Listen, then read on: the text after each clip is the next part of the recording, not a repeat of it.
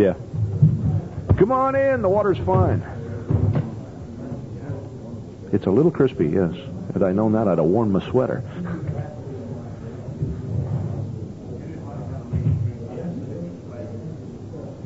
Mainstream list at CALLERLAB? The moment has arrived, and we have probably assembled about as many as we're going to assemble. We appreciate your coming to explore with us the mechanics and issues involved in teaching the proposed new italicization of the mainstream list. And I hope we won't have to use that word very often. It's a tongue twister at this hour of the morning. Our direction from the executive committee was to talk about how that revision of the mainstream list might affect our presentation of teaching this material. My understanding of the new list is that it's very little different from what we've had for many years. The old list included some calls that were designated for teaching later in the program.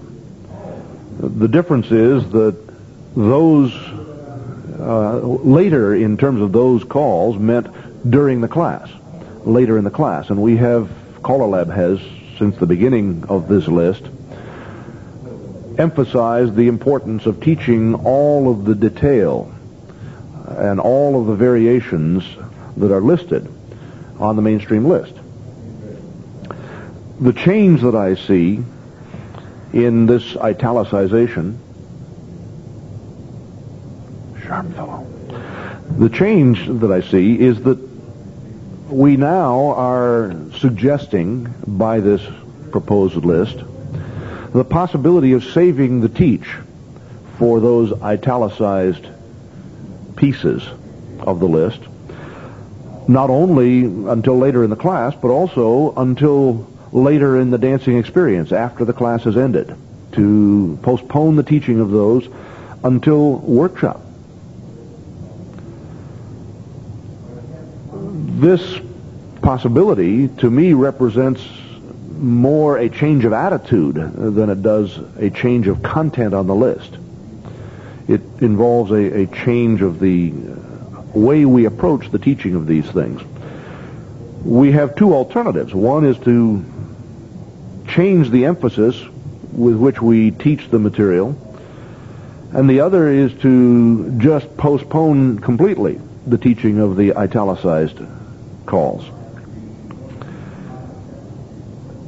If you're going to use the new list and recognize that Darrell Clendenin called to our attention in his note the fact that we should not be worrying about the use of this list unless we're having trouble with what we're doing. Nobody is saying we ought to change the whole show and go with this new system. What we're saying is, if you have a problem, this is a way of approaching it. And let me tell you, as what I believe to be a fact, that delaying the teach on any of the italicized moves will not have a significant impact on the class dancer, on the graduate. If you don't teach the italicized calls, it will not have more than a trivial impact on that dancer.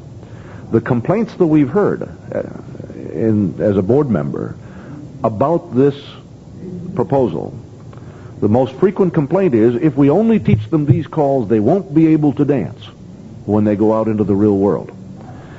And I believe beyond the shadow of a doubt that that's not true. That in fact they are unlikely to encounter more than occasionally, and by occasionally I mean less than once or twice in a dance, in a whole evening of dancing, any of the italicized calls, and in any particular dance they won't encounter more than a couple of them. The basis for that statement is frequency count information that I've been collecting over the past year. I have a collection of tapes from 8 different callers a total of 50 tips scattered all over the country from some of the most solid advocates of using the full mainstream list. And when I put their information count by count into my trusty computer, it turns out we all failed to use the italicized calls more than once in a great while. I think the most frequent use that I have of any of the italicized calls is just over 3 times an evening. And that's the most frequently used of the italicized calls. So I don't think it's a major problem. And that's what we're going to talk about. Our panel this morning has amassed an impressive total of some 75 years of teaching square dancing collectively. We come from very different areas in terms of the way square dancing is done. Walt is now involved in the snowbird type of activity. He goes south with the weather.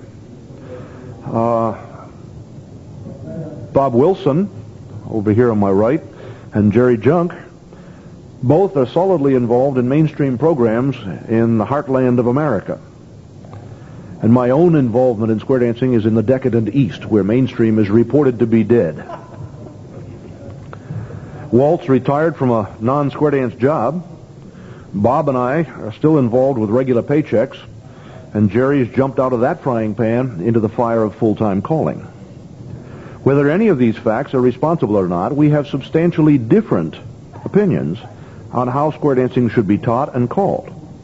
We don't bring you an agreed point of view this morning. Rather, we bring you a variety of attitudes for you to consider. And when we're done, we hope you'll join in the discussion with your own opinions. Our job in this session is not to reach conclusions. We are here to stimulate thinking and to consider how best to use and evaluate an experimental approach to teaching square dancing. And with that, let Jerry begin.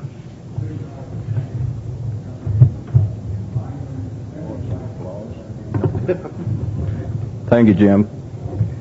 Good morning. I'm proud to be here. Each of us, as Jim said, has quite a different view of the mechanics of teaching the italicized mainstream program. And my point of view is one that I really believe in. I honestly believe what I'm going to read to you. I wrote this up a while back. The directions and objectives of this panel were stated by our moderator at the outset. And at the risk of being repetitious, I want to remind everyone that the program list we're discussing is the italicized mainstream program, which was completed last winter. We're to discuss how this can be taught within a shorter time frame than a recommended 41 weeks. My point of view with regard to the new italicized mainstream program is that it is merely a formal statement of what many of us have been doing all along. It is put into writing what actually exists in many square dance classes around the country today, and although my personal knowledge of large metropolitan areas is somewhat limited, what discussions that I've had with callers from urban areas leads me to believe that there are really very few differences between the rural and the urban areas with regard to this type of de facto recognition and use of lists similar to this proposed italicized program. Jim, in his initial letter to us, asked that we assume the decision to use the new list has already been made. And from that viewpoint, he proposed 4 questions to be addressed. And the first question was this: does this approach change the teaching methods that we use? And my personal answer is no. I really believe that the programs of this nature are being taught throughout the country anyway. The list, as stated, is important because it simply uses a far more scientific method of determining which calls are used more frequently than simply relying on the judgment of each individual separate caller. It's important to remember that this new italicized mainstream program changes nothing. The entire mainstream program remains totally intact. Those having the time can teach the entire program, while those with time or financial restraints, as most of our clubs in the Midwest have problems with having enough dancers to pay for their programs, Those with the financial restraints can teach the bold-faced calls first and follow with the teaching of the italicized calls toward the end of the lessons or during regular club dances. And because most of these italicized calls are danced infrequently, many square dancers are weak at dancing them anyway and readily welcome a chance to look at them in a club setting. The second question Jim proposed was, should teachers mention the material to be taught later? And absolutely would be my answer. Dancers have a right to know what lays ahead. They've worked hard to learn what they already know, and they should not be misled into believing that they know it all once lessons are over. His third question proposed was, what choices are available for later introduction of the italicized calls? And I can only offer two possible choices, and they're strictly from my personal experience. Perhaps other callers would have other solutions which would be better than mine. I teach for two clubs. For one, I'm the club caller and do most of their dances. The other club books all guest callers. I do their lessons and only about 4 dances a year for them. Both have classes of 25 weeks in length. Teaching the italicized calls to the club for which I'm the regular caller is very easy. I simply keep a list of what we have left to teach, and I simply work my way through it. I use the same concept at club dances to isolate calls each month with which I figure my club is perhaps weak in. If there's a call that I think they're weak at dancing, each month I try to pick something new off our mainstream list that I simply isolate, and that's what we work, more or less in a workshop setting. I use a different approach for the club using the guest callers. When their lessons are over, I leave a CALLERLAB mainstream list with the club president, and the calls which have been deferred are highlighted on it. The list is given to each guest caller at the beginning of each dance for his review. This list is updated by that caller or the club president from graduation in March through the month of May. After that, it's discontinued, as most of the calls have been covered then. Let me also state that most of the italicized calls are indeed taught in that 25-week lesson period before this graduation ever occurs. This season, these were the only calls which remained to be taught after the 25 lessons were completed. Fan the top, peel off, partner tag, partner hinge, centers out, and divide. The last question which Jim proposed was, does the new list suggest other changes in our approach to teaching? The only changes which the italicized mainstream program might dictate would be a change in the suggested teaching order. Because of the fact that I believe most callers teach variations of this program anyway, I don't feel much change is necessary. Remember, the italicized mainstream program is exactly, and I repeat that, it is exactly the same as our current mainstream program. It's nothing more than a formal recognition of what is generally being done in today's classes and has been for some time. At the most, it means a change in emphasis or in the teaching order. One thing which does need to be stressed is that all calls should be taught by definition. Dancers should be made aware that each call has a traffic pattern and a definite formation for beginning and ending. Beyond that, I don't feel mainstream dancers should have to be concerned with it. The dancers are there for fun and enjoyment, and we as callers should be able to handle choreography well enough to ensure that that type of setting occurs. A final comment with regard to dancing by definition and all position dancing. I do not believe in the theory that all calls should be done from all conceivable formations on the mainstream level. And that goes especially for lesson people and for beginning mainstream dancers. During the lessons, a caller can and should, and I repeat that, can and should expose dancers to some limited all-position formations and make them aware that those formations do exist and that each particular call could be done by definition from that formation. To dwell on all position, though, is simply too confusing and too frustrating for lesson people. I think much more can be accomplished and better and happier dancers will result if we're more concerned with smooth, flowing calls and spend a little more time on styling and especially on dancing to music. far more people would stay in square dancing if they were not so frustrated during the lesson period. And finally, in summary, there are three important things to remember about the mechanics of teaching from this italicized mainstream program. First, by changing to italicized, we've lost nothing. The entire mainstream program remains intact. The only possible changes might be in teaching order and emphasis.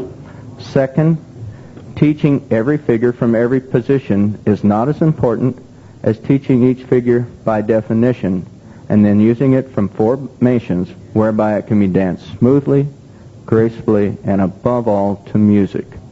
The caller that can call smooth flowing choreography will have better success as a teacher and will have much happier and longer staying dancers. And finally, it really all comes down to this, and I really believe this. The mechanic of teaching this or any program comes down to caller judgment. Lessons are the most important single thing we do as callers. Think about your lessons before you get to class. What are you going to teach? How are you going to teach? That will help them later, say with another call. Make your lessons enjoyable instead of frustrating. Use good judgment and use your homework. Please do your homework. Thank you very much.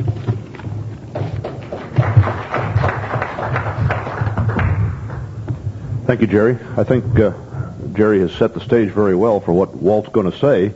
I think I heard him singing your tune there, Walt. Why don't you get up and continue the song? He said we were going to disagree. No, agree wholeheartedly. I took, as in the last session over yonder, we all read the program and interpreted our own way. And my interpretation was, granted, we're going to have this bold-faced list. What are you going to do with all the time you gain now that you aren't responsible for the old italicized list? And I'm like to throw out lots of ideas. What you can do, assuming that you have saved time by teaching only the bold-faced list.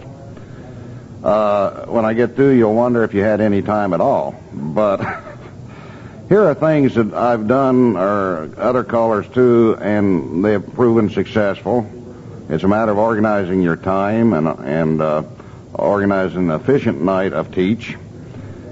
And broaching this subject may be like trying to do a dancer improvement clinic. Have you ever done that? No one shows up because nobody needs improvement. Right? Well, the time you save is, here's a chance now to really smell the roses of square dance. Here's a chance to expand and intensify your teaching. Here's a chance to get in-depth. Here's a chance to get more thorough and explicit in your teaching. Here's a chance to broaden the knowledge of your new dancers in the many different aspects of square dance. Here's a chance to really produce quality first-class square dance citizens. And here's a chance to provide the very foundation of square dance and positively add to the perpetuation and growth of our activity. Remember, we are teaching people to not only square dance, but also all the ramifications of the activities that square dancers do. And here's a chance to do all those things you wish you'd had time to do before. Now, the time gained by postponing the italicized material until after class can allow for more thorough and explicit teaching. This does not mean to talk their heads off with long-winded discourses. Rather, take the time to teach all the points of the movement. Again, this does not necessarily mean to use that movement from all possible positions during that particular teaching session. Once a movement has been experienced by the dancers, let them dance it over and over again. What's the rush? As Jack Murtha has pointed out, square dancing is one of the only forms of dance where 8 people, at times unknown to one another, gather to dance a series of choreographic movements spontaneously given them and expected to dance the entire sequence successfully most of the time. That's a hell of a challenge. Pardon the French. To ensure the likelihood of success, I use routines until the movements are almost second nature. This spontaneously given choreography is, in my opinion, in direct conflict to round dancing and contra dancing, That is, the repetitive and known sequence. It's also in direct conflict with the music. Yes, we even walk through and demonstrate rounds and contras when we teach folks, so they will know what to expect and enjoy the dance with no great surprises. Boring? Then why are the classic rounds still being enjoyed today? Could we learn a lesson here? It may be that singing calls become boring only to the caller. We could take a lesson from the round dance instructor, and by the way, we teach rounds through easy intermediates and also contras, no levels, thanks. We get off the stage and onto the floor and demonstrate not only the manner of execution of that round dance movement, but also the styling and timing of that movement. We do this with our square dancers also. As Agnes McMorrin said years ago to me, it took him 20 years to realize he could get off the stage to teach a movement. And it works. Demonstration. Can you imagine doing a round dance not knowing the position, styling, or timing, or rhythm of that movement that you're expected to dance? Round dance students are interested in proper execution of these aspects of dance, and so are square dancers. Show the timing and the exact number of steps needed to execute the movement, and then let them practice it. Dancers may not have to memorize the timing charts as do callers, and I assume every member of CALLERLAB has the timing charts committed to memory. That's sarcasm. Pardon? I'm glad you explained it. I'm glad. But they do appreciate knowing that it takes more steps to do a grand square than it does a pass-through. I am, of course, and use a styling, another session you can do within the time saved. Use a styling and timing session in your class. If this is done early in the course, you will probably find that before long you need only to describe the styling and give the number of beats or steps, and the folks will respond because you have given them a base from which to operate. There are ample aids in teaching a thorough and explicit manner. The CALLERLAB committees on styling, timing, definitions were, and I guess they still are, composed of callers with an earnest intent Glad you added that. to produce good, usable information and correct products. Please accept them and use these aids. The legacy surveys have shown that etiquette is missing and is desired by dancers. How about an etiquette session in your class? Etiquette is basically just being nice to one another. Square dance does have its own particular code of conduct and decorum. How about a short skit during the class period to illustrate proper and improper etiquette and conduct? Put some humor into it. It does add a great bit on this point. How about a fashion show to illustrate proper and promote proper square dance attire? Mommy, where did I come from? It's hard to really say where we are going until you know where we've been. How about a history session in your class? Or as you teach a movement, and Herb brought this out last hour, treaded on me. As you teach a movement, relate some historic concern about this movement. Granted, not all movements have a lineage, but let the folks know about a grand square. It's a couple of 100 years old. How about change? It used to be change.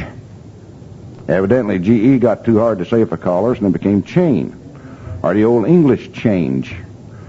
What's a right and left for? It came out in about 1953, a square through, but it's been in a Scottish folk dance figure for 17 centuries, somewhere BC. How about weave the ring? Probably the forerunner of weave the ring was a hay, an old English hay. Those that danced contra last night danced a hay for four. How about a star through versus snapperoo? You showed your age, Deco.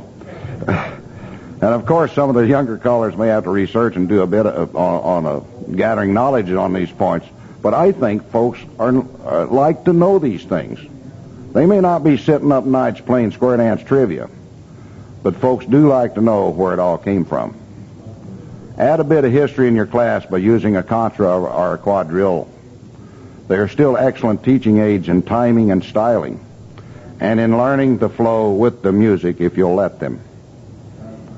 What's going on around us? Do the new dancers know about the local, state, and national organizations? Do they know about local, state, and national publications? Do they know about the local, state, and national festivals and conventions? Do they know the club down the street? Have they been on a visitation to another new dancers class? Do they know that they are not alone in the square dance world? It doesn't hurt them.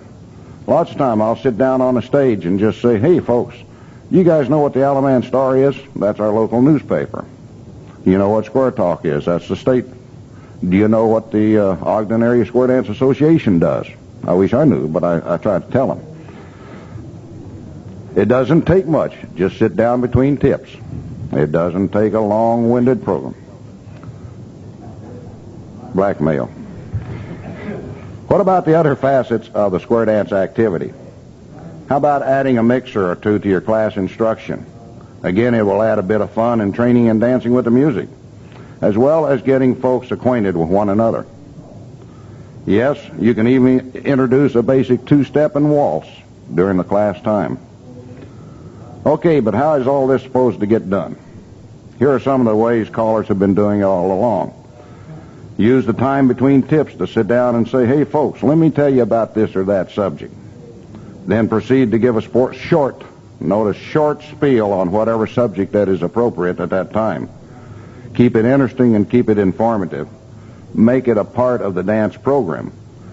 Make it only once a week or only on occasion. Don't feed them the whole wagon load. For example, as you're teaching a particular movement that has a historical background, tell them about it. Or some funny side of a term. I'm kind of a hysterical nut, but where did the word hoedown come from? The best story I've heard, it was probably Ma leaning out the back door yelling at Pa to lay that hoe down and let's go to the dance tonight. Make something up if you have to. Even after the first class period, you can end each class with an appropriate contra or quadrille. Then continue ending each class period with a contra or quadrille that contains movements they have now been taught. This is a way of saying, folks, the class is over now. If your class is just prior to and on the same night as your regular club, it even works better by ending the class with a contra or quadrille or a mixer. It makes a nice transition time when the regulars are arriving. In all likelihood, you will soon find the club members arriving a bit early to partake as an added feature. Then the club members are not only gaining this, they are gaining the acquaintance of the new class member. The traumatic transition from class to club is dispelled a bit. Once the class has mastered the basic program, then use, say, the first half hour of the class period to introduce the basic two steps and our waltz. Using the first half hour, if the class is on the same night as the regular club dance, then this gives the folks who desire to learn the basics of round dance a chance to come early. Those who don't can arrive a bit later in time for the square dance class. If the class night is separate from the club night, then use the last half hour for the round dance teach. And folks, we are introducing folks to the whole program, just not square. All the other facets are now available to us, of rounds, contras, mixers, whatever.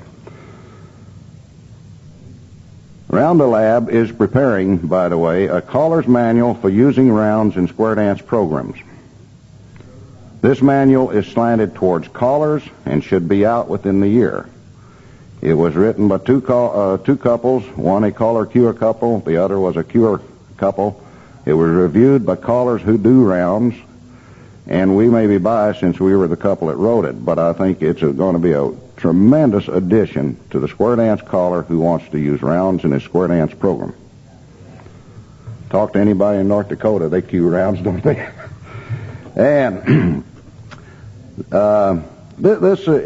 if you're already using mixers in your class, then most will arrive at the usual time and partake of the round dance teach if it's on a different night. This is not to say that full-fledged round dancers will be developed, but they will have been introduced to rounds. They will have been introduced to music and rhythm and timing and styling. And now, after the teaching year, you can recommend them to go to a round dance class per se in order to really get polished up on round dance and to continue on. Dorothy Shaw once wrote that dance is a reflection of our society. If this is the case, then we just may be doomed to complete automation.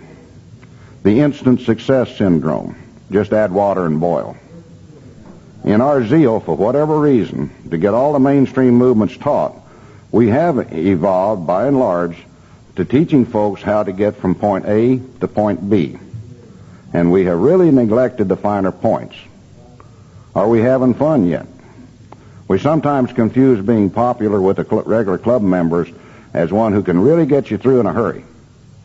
Are we also being popular with those folks we have driven out of square dance with our haste? Haste makes waste, and we've probably wasted folks who would have contributed square dance long after the brilliant folks to whom we catered with the big rush have dropped out. Why not be a hero to many folks rather than a few? One could think of these fringe benefits of square dancing as a branding iron, and we all brand the folks we teach in one way or the other. What kind of branding iron do you want to use? Thank you.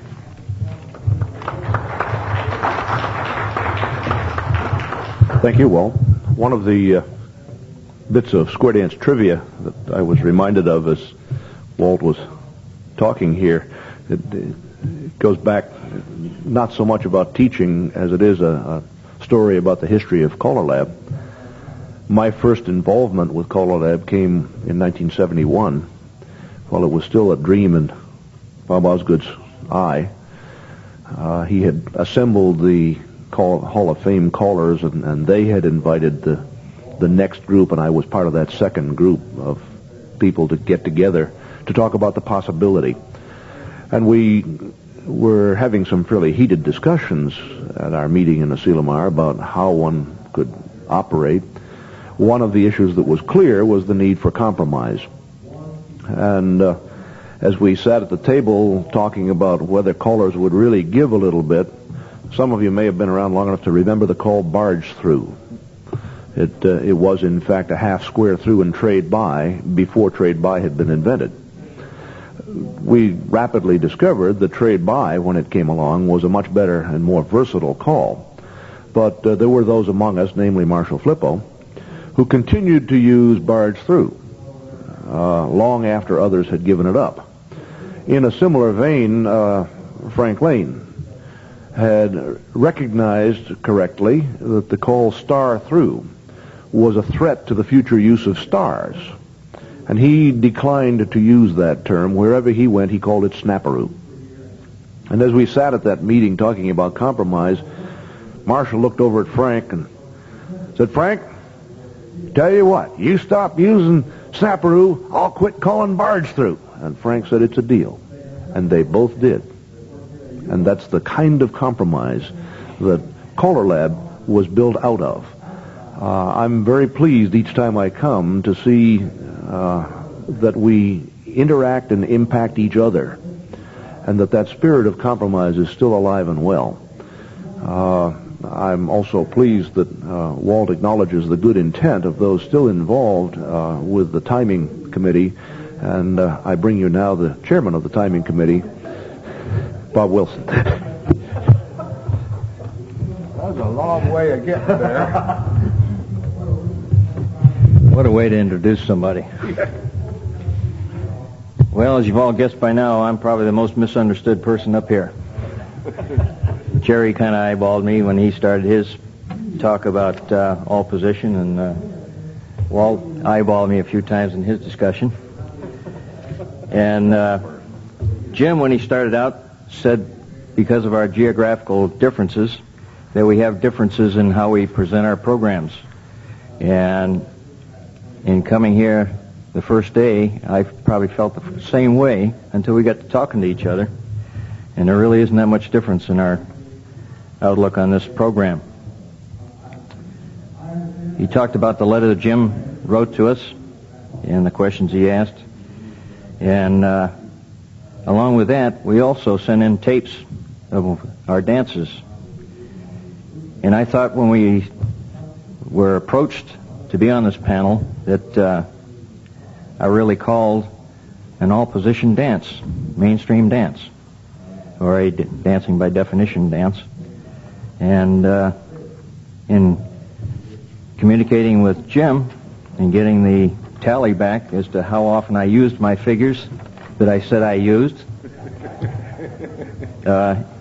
he changed my outlook on life a little bit and my approach to it.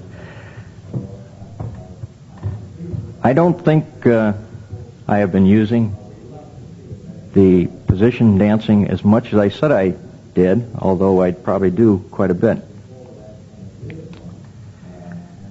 The approach to this program, I don't think changes my methods of teaching. I do a lot of what Jerry and Walt do in their classes. Besides teaching us smooth dancing and styling, we do a circle contra sometime through the season, and we introduce them to round dancing by doing the left foot is one step, just to get them in the timing and a feel for the round dance program.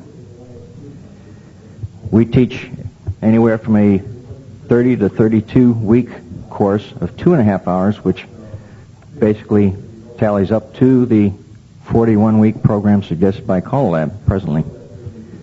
So I see with dropping back to this 25-week boldface italics program suggested here, that I see very little difference in my approach to teaching this mainstream program in the 25-week program, other than approaching it with the bold-faced figures first.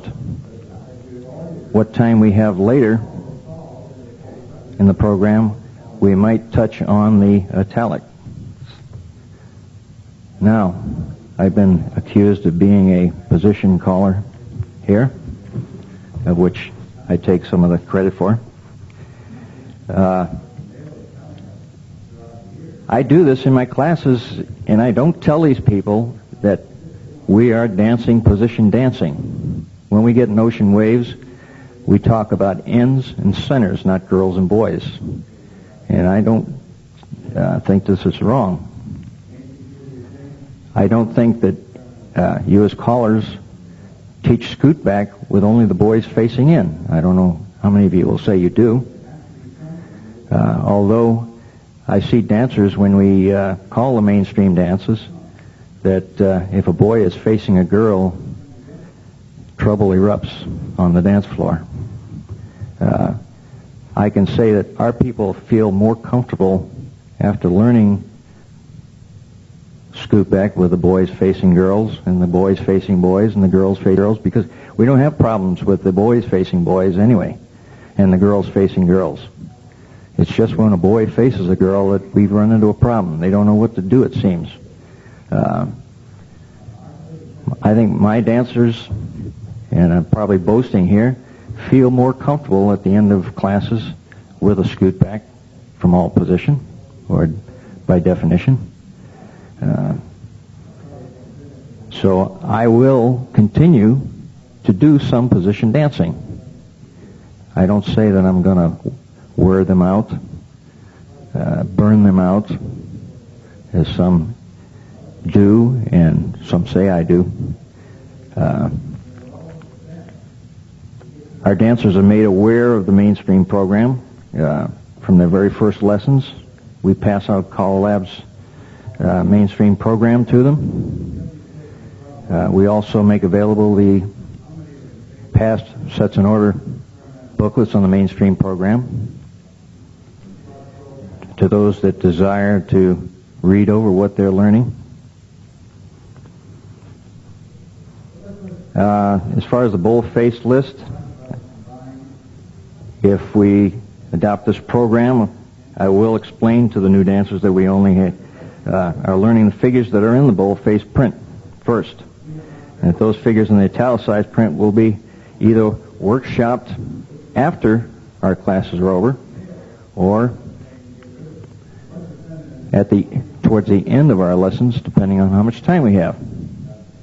Because like Walt says, we do have a lot to put across, even with the bold-faced figures, and teach them styling, smooth dancing, touch on rounds, and line dances, if you may. Our alternatives, as I say, could be a workshop after the 25-week program,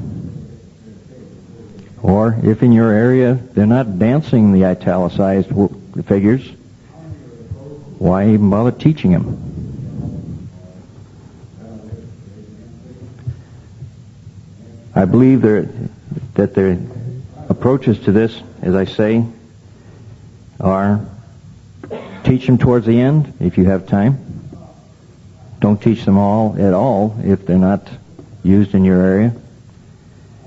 And you could possibly have the workshops afterwards, an after graduation workshop.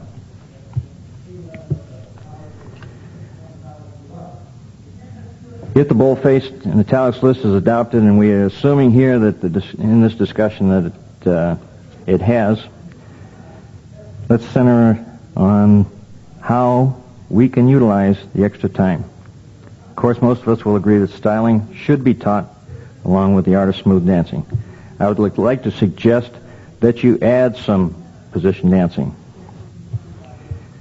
I realize that quite a few figures in the italicized category allows for much of the variety in the mainstream program, but there's still much that can be done with the figures in the bold-faced category. When I speak of variety, I am referring to the DBD, or dancing by definition. In the varying ways, I feel it gives added enjoyment to your dancers. Gives them a bit of a challenge at times, and I think they need that.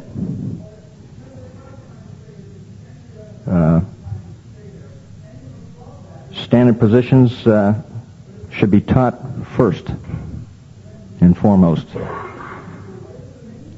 And I think they should feel comfortable with the standard position first, and then work into exposing them to the all position. Some will look at the list and say, well, there isn't too much we can do with it. There is.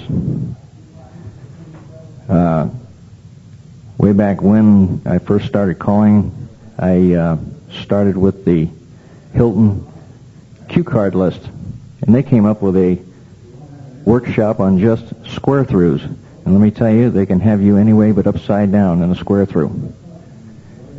Now, in the new italicized list, in the bold-faced, we only have normal square throughs.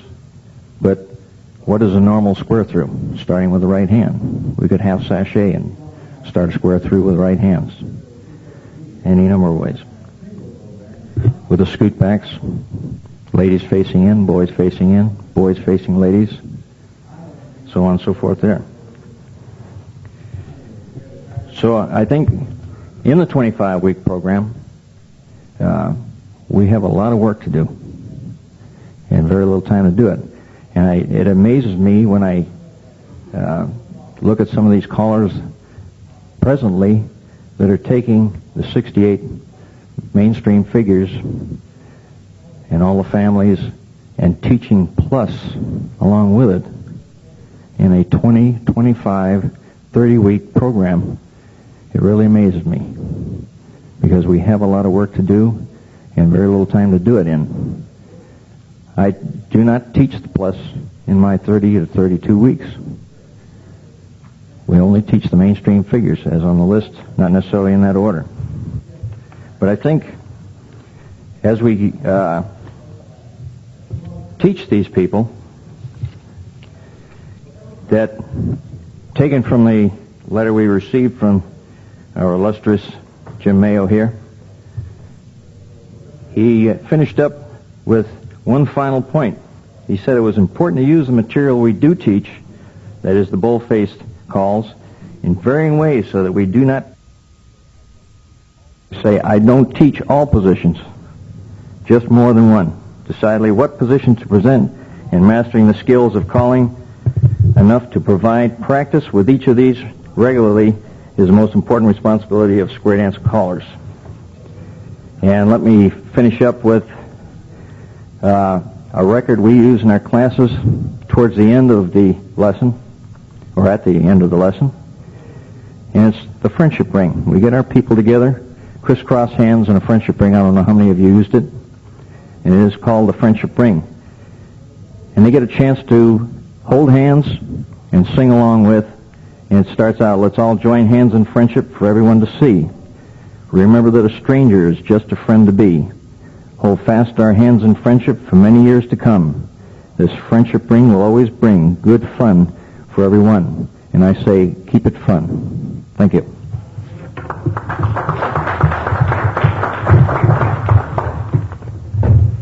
Thank you, Bob.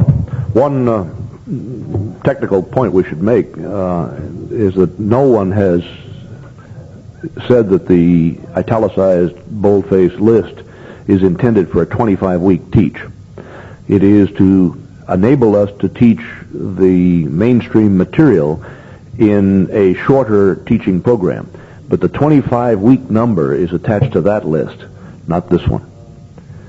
There's been no identified number attached to the teaching time intended for the mainstream boldface italicized list. We appreciate your attention and your attendance. We also welcome your participation in our topic this morning, and I'm pleased to see that you didn't all sit at the back of the church, but the microphone's back there, so in order to be sure that we get comments on the tape, if you would go back to the microphone, if you have a comment or a question, we would welcome any input that you might have to our topic or questions that you might care to direct at the varying points of view that you've heard this morning. Do we have any questions or observations?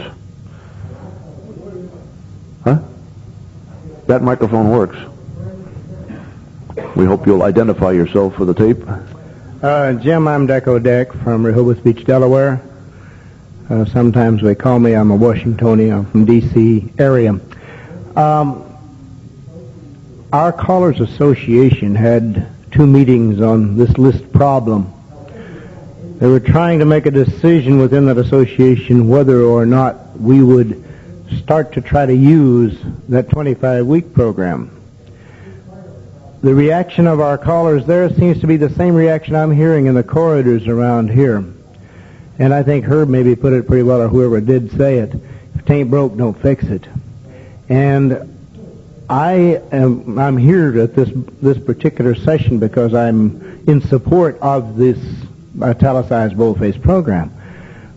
I think that you hit it very properly on the line there, on the nose, when you said the number, what was it? There were 4 of the calls that you did not get through in your teaching, wasn't that, John? I believe if we can stay with this program as it is and let the callers have a little flexibility rather than being tied to a 25-week, this other program, I believe that we will enhance our own teaching capabilities by doing it the way we like to do it individually as much as you want and have a loose feeling about it.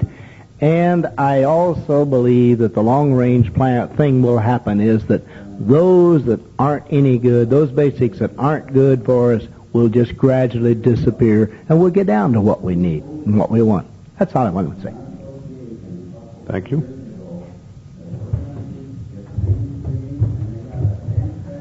I might also add, with that club where we had those things left, we had graduation, and I called that dance. The very next dance they had Jim Hayes in as their guest caller. The list was presented to him, and Sharon and I did go and dance that evening. The list was presented to Jim. He brought it down. He visited with me about it. One of the things that he did, he called everything on the list that I had taught just exactly, without any problems, and we had 31 new people at the dance. That was the size of the class. They all came. They all had a good time. The only thing that Jim took some time to do was fan the top, one of those that I hadn't done. but he knew it. It was on the list, and the president gave it to him. Jim simply went through Fan the Top, and in 10 seconds, everybody was dancing it. And like I say, they do that through the end of May, and by then, all of those calls are taken care of. It's really not a problem. Do we have any other comments? One other thing, if you want to have the fear of God thrown in you, send a tape to Jim Mayo. This is perhaps one of the most interesting things I've ever had happen, and was really a treat. It did not shock me. I knew that I did not use the entire mainstream program. I do call all positions, contrary to how I tease Bob over here. It's been a pleasure, Bob. I knew that I did not use it, so it was not a shock to me. But I think a lot of people would be shocked at what you don't call, especially if you're calling to the same people on a frequent basis. I think you'd be shocked at what you delete some nights as opposed to other nights. These people have been here twice in a row, so then you don't use, say, spin chain through. The next time maybe you would pick it up again. I think you would be shocked at what you don't call. The frequency count process has been a fascinating one for me. I can't confess to originating the idea. Clark Baker did that. He's an interesting chap all by himself. I don't know how many of you know Clark, but he did his senior thesis at MIT was a program to teach a computer to write square dance choreography. And it was another one of those historical anecdotes. Clark brought some of the first output from that program to our Callers Association meeting, and this was before Clark was a caller. He was then just a student and an interested dancer, and he got his computer to write perfectly legitimate choreography. Every piece of it was a legitimate, correct call. We couldn't even walk through it because it was not the common position. It was not the accepted way of using. The computer did not have the judgment that we've all come to expect that says we know how these things are used and what people can reasonably do. And even though we had to agree that it was all well within the definition, we literally could not, we a group of callers, could not walk through the material. It was amazing. So Clark came to my dance in 1980 and said, "Do you mind if I tape your dance?" "Go ahead, Clark." And the next thing I had was the same experience you just had. I got back from Clark a list of the frequency of use of each of the figures that I had called. He counted every call that I used. And the shock for me on that one was that 10% of my dance that evening was the call right and left through. One call made up 10% of the total evening. I've been working on that, and I'm very pleased to report that I've gotten it down to about 6%. I was going to say 9%. No, this was 1980. He did a similar count for Don Beck and Red Bates and put the three of them together, and that sat in my desk drawer for a number of years. Last year, just before the Baltimore Convention, it occurred to me that this italicized, that there was a lot of material we weren't using. And I taped one of my own dances. I remember well, it was the 5th of March last year. And came home and did a frequency count, and then I realized that half the list I had not used, and I started chastising myself and saying, I thought I used it all, but clearly I don't. I wonder if I'm the only one. And so I sent out an emergency call, and I got a tape from Norm Cross, one from Darrell Clendenin, one from a dance that Herb Agander called in Saskatoon, Saskatchewan, one from Gary Nevalainen up in northern Minnesota, and a distribution. And I figured out, okay, and all of those tapes came to me with the caller's note. You'll probably find I use a broader selection of material than most callers, but here's the tape. And when I got through totaling up the numbers, and they are the numbers that you guys got back in that total count, I now have 8 different callers and 50 tips of dancing in that database. What I discovered is that there were a large group of calls that none of us used at all. 0 in 50 tips. And the top ones, we all used like crazy. So I asked these guys to send me tapes, and we have 3 dances in this summary. One that I called, that same one that I called a year ago, and one that Bob sent, and one that Jerry sent. I counted up the totals, and this is the whole mainstream list with all of the italicized calls listed separately. The lowest one? Well, I'll tell you. Let me read you the calls that were not used by any of the 3 of us. Swing. This is in the patter material. In the singing call, there were 123 swings. But in patter, none of us used the call swing. Veer right, a standard half sachet, a left turn through, a couple hinge, a wrong way grand, centers fold, Alaman right, partner hinge, scoot cross and turn was used somewhere, so we had it on the list. Weave the ring, again, that was used in singing calls 25 times, but not in patter at all.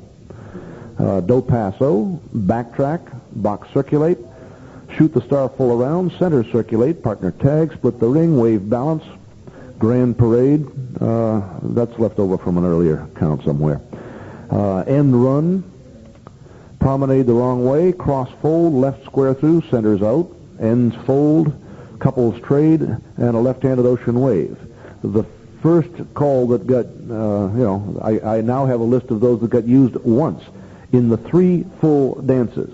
Ladies in the men's sachet, dive through, extend, split circulate. Yeah, we did. Somebody overstepped the rules and called an extend. Split circulate, outsides in, cast off half, ends circulate, a left arm turn, and a star promenade. All of those were used once. Say again? Dixie style. It's well up in the up in the list here. Dixie style to a wave was used 17 times. Zip. One thing people don't understand is that left-hand wave is not a formation, it's a call. Make a left-hand wave. And I don't know anybody that ever uses that. I know a lot of callers who say make a wave or step to a wave. That's using the call, make a wave, as a call. But we're not talking about the formation when we have it on this list. We're talking about teaching people to make a left-hand wave. And that, I believe, is unnecessary because nobody ever does that. Interestingly enough, most of the time when we hear the call make a wave or step to a wave, the next call is swing through. And that's just a calling error. One which I make along with everybody else. But so it's important to understand that we're talking here not about formations. We're talking about a call that directs action. And make a left-hand wave as a call is about as useless as it can get. As a formation, we need it because we create it with Dixie style. And that's an important distinction that many people have overlooked as we talk about the nature of these lists. But it's a fascinating list, and I have a line drawn here. The yellow markers are on the italicized calls. I've marked them all with yellow markers. So there are 5 of them that are in that were used more than 3 times more than 3 times per dance in the 3 dances. Those 5 are wheel around, cross run, Dixie style to a wave, and step to a wave. And those were all used more than 3 times per dance. That line is the point at which everything below it was used 3 times per dance or less. That line. The only calls that were used more than 3 times per dance are from here up. The 3 times per dance comes from Jack Murtha, who said, hey, I don't have the patience to count out every use. If a caller uses a call more than 3 times in a dance, my dancers have to know it. And it turns out my argument had been, my dancers need to know the calls that make up 95% of a dance. It's the same number. We get to the same point. It's been a fascinating process for me to do this kind of exercise. This particular one is just the 3 dances that the panel up here called. But the numbers don't change at all if you add in the other 5 callers and another 3,000 calls. Total number of calls that were counted to get this list, 2,374. The average calls per tip in patter, 125. In one tip of patter, and in the whole set, the broadest range, the range of that number that I've seen is from a low of about 95 to a high of about 140.